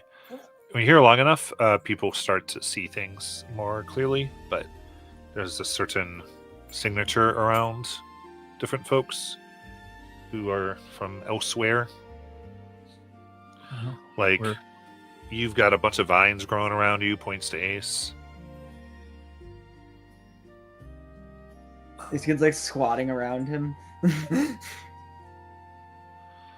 Like, yeah, I mean, I don't think they're real, but it's just kind of tell with people. I don't always know what it means, but it's usually a sign that something's a little different. Are they green? Yeah. Pretty vibrant. Are they? And Peridot's like looking at Ace like, because she kind of like, no. This gives you a death glare. And yours looks at Peridot, and they're just, it's like your face is refracted through all of them, like through a bunch of almost different crystals. It's gorgeous. looks away really quick. Oh, Sorry, I mean, b- yeah. Anyway, You can say it, Ural. sorry. Anyway, yeah. This way we can see those things a little bit.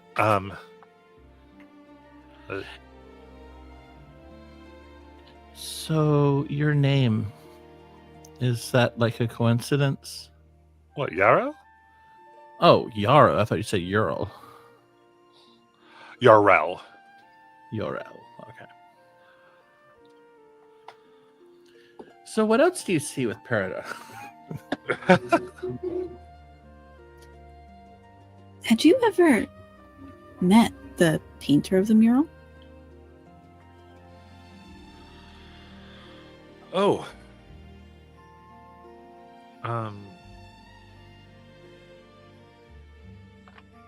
Kind of looks, yeah. Only once.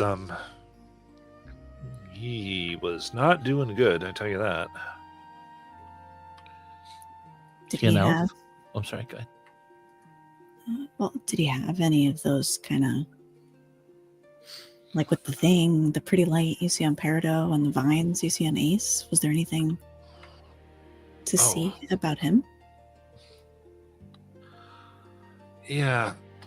He kind of thinks a little bit. He's like, he's kind of a strange one.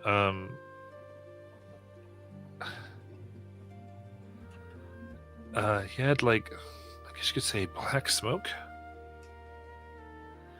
He always acted like he was one of us, but like, he clearly wasn't. But we all kind of went along with it. So he thought he was the only one able to paint the mural, I guess. I wasn't around when the mural was painted. But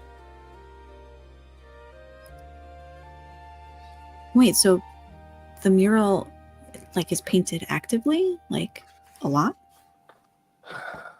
I guess they said sometimes he'd come back occasionally. I don't know. So his name is supposed to be Verno. And he long ago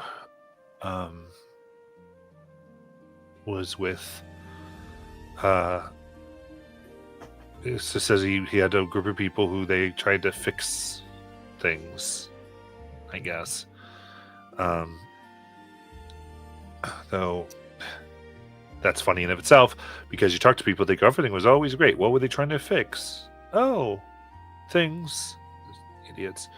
And then yeah, I painted, and then apparently he said he will always be here, and he's been here, and then he kind of comes and goes as far as from the city, from the mural. But I don't know, some people were wondering if there was something he was supposed to do that he didn't do. Well, some people being my friends and I, but I saw you for like a second while we were trapped. I could see you trying to make the rope. Was that painting the mural? Can you paint the mural? looks, and you can see actually you didn't notice, but he had actually put gloves on. You kind of weren't looking, and he kind of sheepishly takes his gloves off. Yeah, that's really not allowed. But it happened after my my friends went away. I started to try to figure out how to paint. There's no one around who knows how. Weirdly, I don't know. You have like a thing that you never think's weird until you like start to go, where can I learn to paint? And then no one knows. And you're like, what? You just assumed there were people? That's kind of what happened. And so I was there. So I've been trying to figure out how to get closer, because I'm hoping to, I don't know, do something. I don't think I can rescue my friends. But anyway, I'd been studying the way that the ink is on there, or sorry, the paint's on there, and I guess I just started to try anything when I saw you get sucked in. It's really important well, they shouldn't have. I can't believe they let you go there without an escort.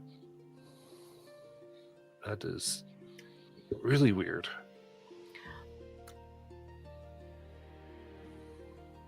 I think it's because they wanted us to try to do things on our own, but honestly, we don't know that much.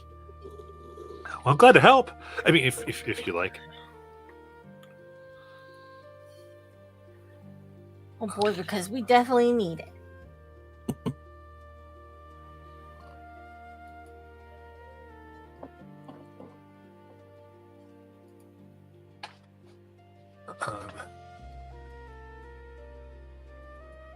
Good. I don't know if you have any questions. I can try to answer, I guess. But like I said, this is at least somewhat safe for emotion. Oh, a lot easier to talk about stuff, at least for me, when I don't have to worry about things coming to get me. Oh, last time I caught myself thinking about my friends, I almost got attacked by a nostalgia sore. A nostalgia sore? Yeah.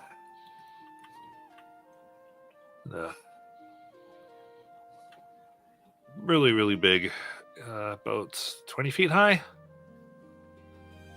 And then I start to think of too rosy a past. Starts to come on. And I'll hunt you down.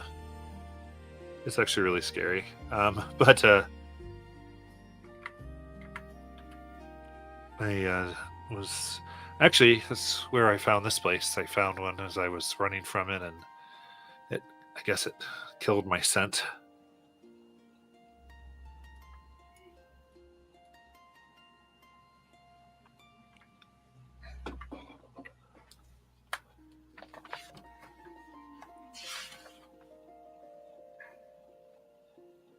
Was Kelly trying to ask something before when I interrupted you?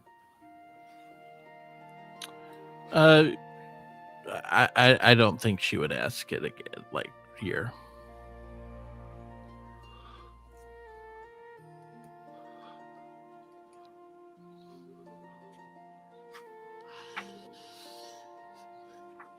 Well, Going back in my notes to see if there were any questions I wanted to ask.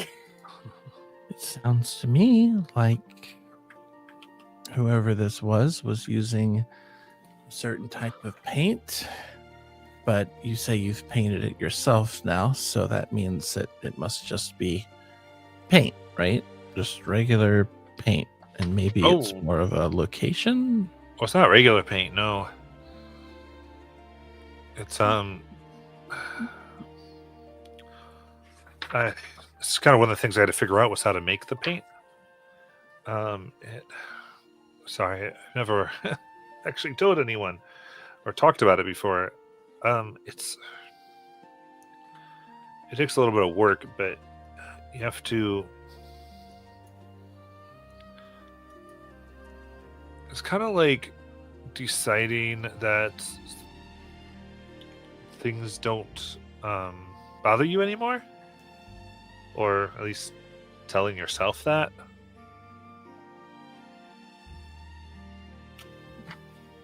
Because you kind of And- push down, like, I guess, what did the one person call it? Repression? Oh, that's easy. Okay. Kind of laughs. You see, you might be thinking of how the emotions came out. It's like, well, but yeah, it's like you can repress your emotions, which is something. So what I learned to do. It's not usually done here. It's usually viewed as pretty dangerous, but it's more of handling. Everyone else talks about handling the flow. That's what they call it. but if you can kind of make yourself not feel, you can almost push it out, and that's how I was able to start to make it. You have any here? I mean, I've got some on me. Kind of looks like he does have some paints. He goes, which I do keep here because, like I said, it'd be a big deal if I got caught with it. The repression's against the rules anyway. So it sounds like what? We go into this place with paint and change what's in there? What is in there? I could have sworn I saw something like a shadow moving. Yeah. I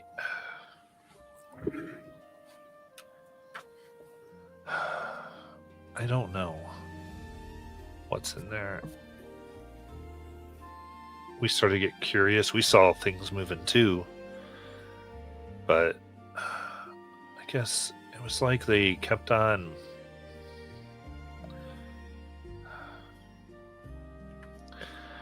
It was. They seem to get really upset or, I guess, agitated when people ignore them or try to get away from them, pretend they don't exist.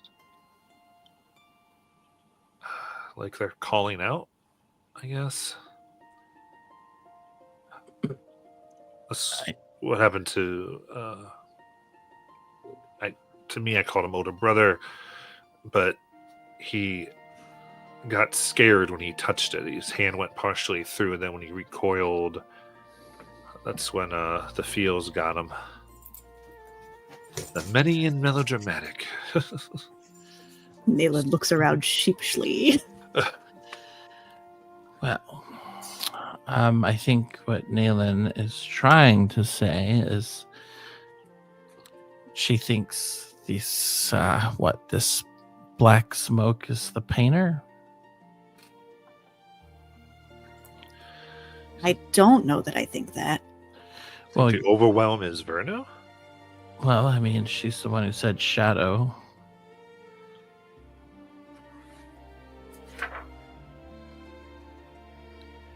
And you had mentioned the smoke earlier. Verno, that's the name of the painter? Yeah. So he introduced himself. And you said they actually were some type of black smoke.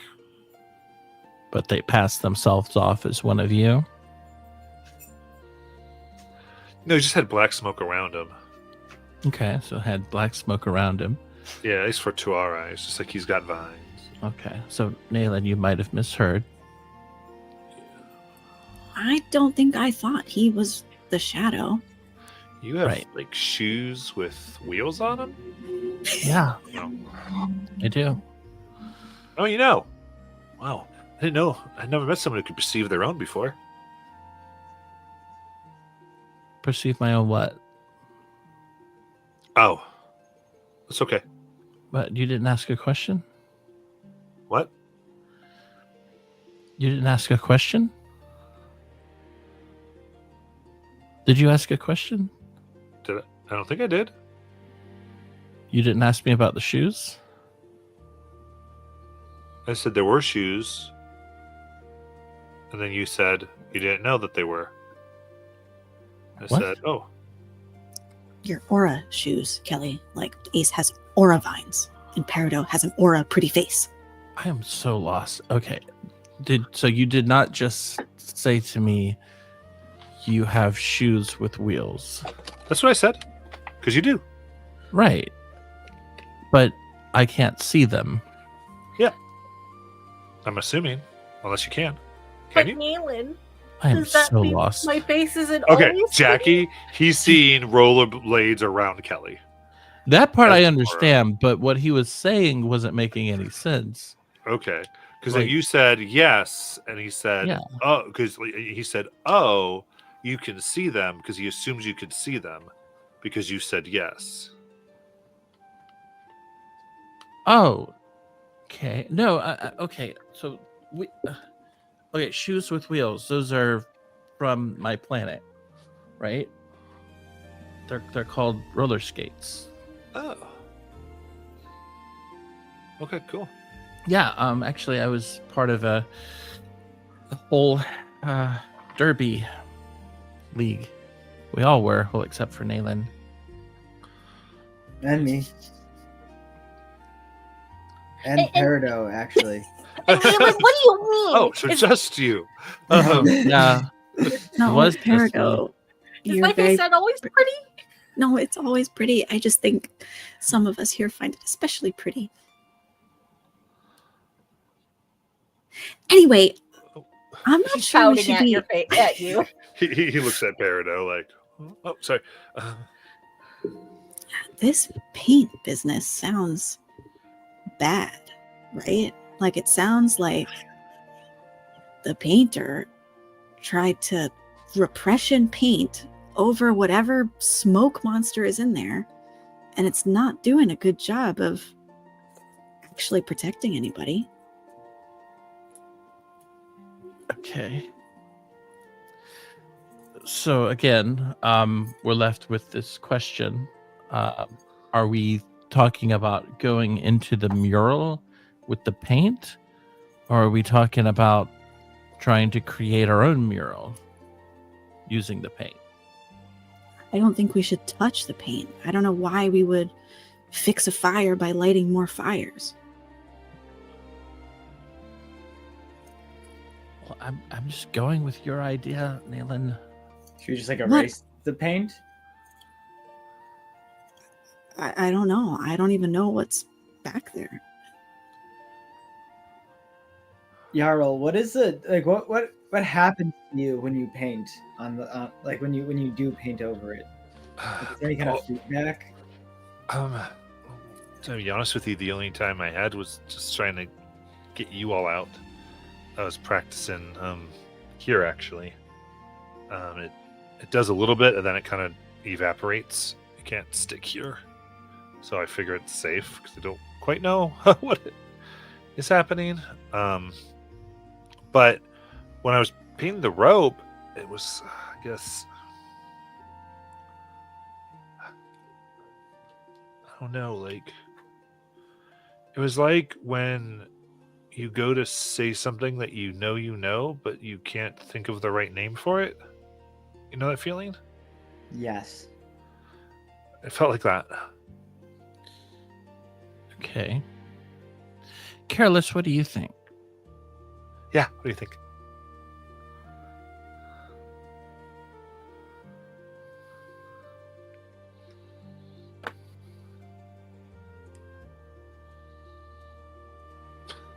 Are you there, Molly? Careless, not Peridot. Careless, sorry. I don't know why. I was so Yeah. lost for Wow. a second. I was like, am I supposed was to also- respond for careless? I so apologize. Wow.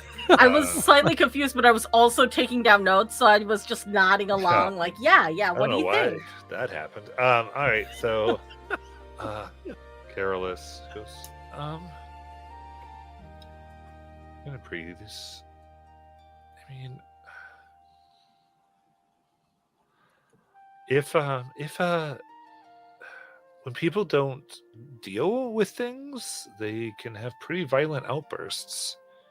Often they don't even know why. They overreact to things, extreme highs and lows.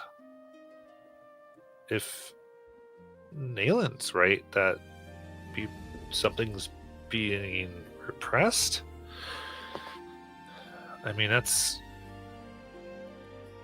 guess that could mean, the people here on the planet seem to be connected, so that could, I guess, Okay. be some type of reason.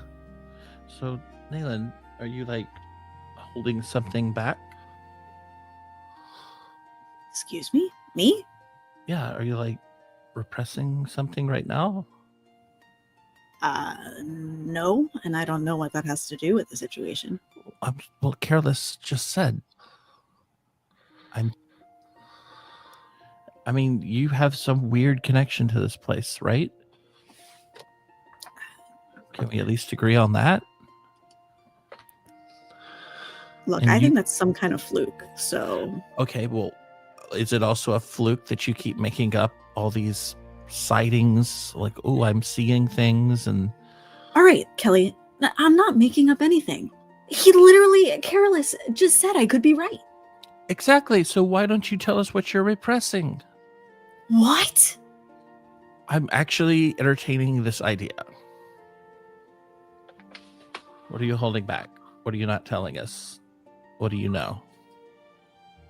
I don't know anything. I've told you everything I think I know. Everything I saw, I say. You're the one who keeps denying it.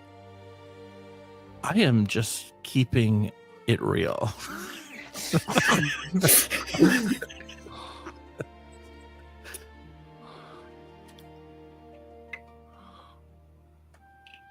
Okay, well,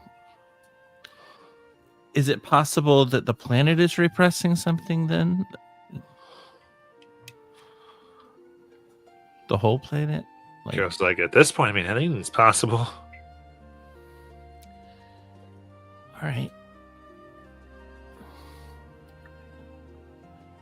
Okay, so our clues are we have the paint, and we know that there is a painter who has disappeared, and they had a weird aura about having some black smoke around themselves. Now, I don't know what that means in terms of their aura, if there's like some type of lore here with your world, Yarrow, but what does that mean? Is that like an omen, or is that like a bad thing? I assume it's a bad thing. What were you saying is a bad thing? Having a black smoke aura. Oh, I mean, I don't know.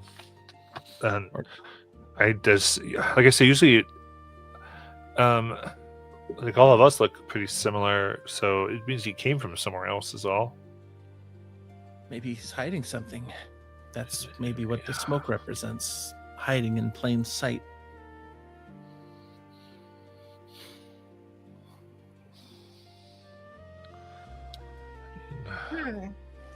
I'm wondering too if maybe the whole repression of emotions painting stuff might be part of the problem, Thank you. and painting with something else kind of emotion might do something else. Oh. But feelings, too much of a kind of feeling can be dangerous. But I don't know, maybe it has to do with the balance of things. So you're saying paint more?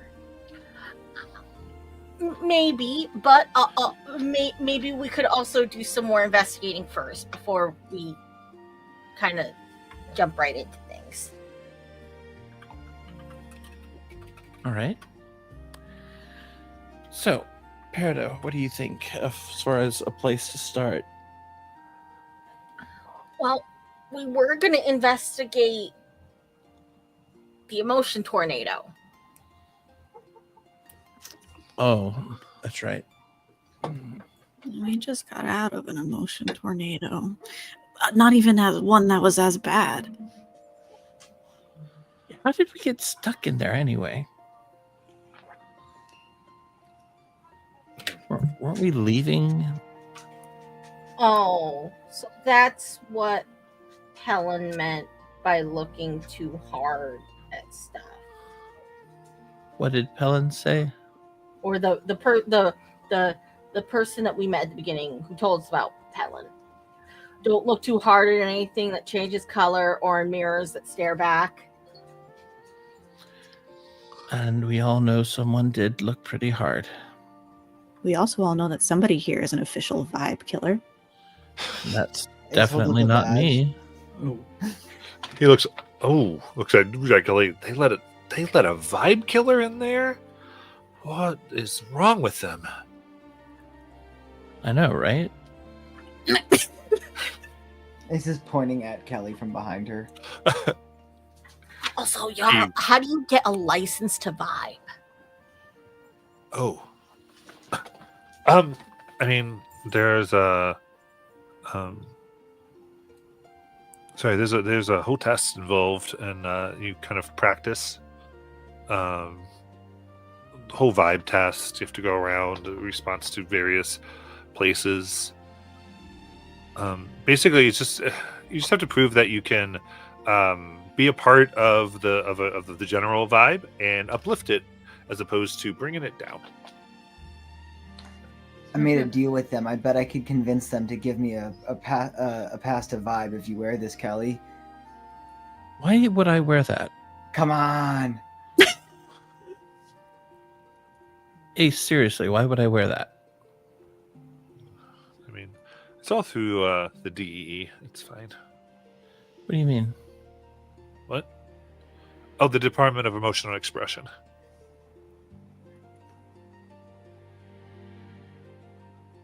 Oh, and you should wear it because this is the first planet where I have a chance at being cool and you don't. And that's hilarious to me. Oh, yeah, not like when you put, pieces of paper on me all over the place at the university. I could have done worse and thought about it. You know what? You all are a vibe killer except for Peridot. I'm really Yeah, glad I brought you knew guys that. here.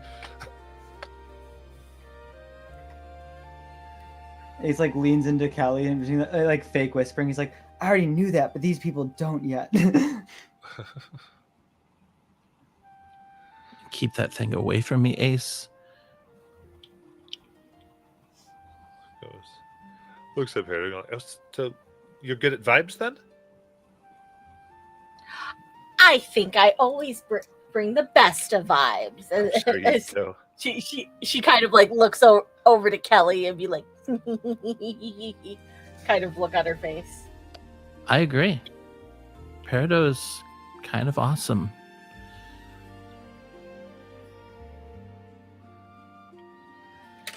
All right. Then I think here, as you all are taking stock of some of the new rules on this little outcast friend, we will end for tonight.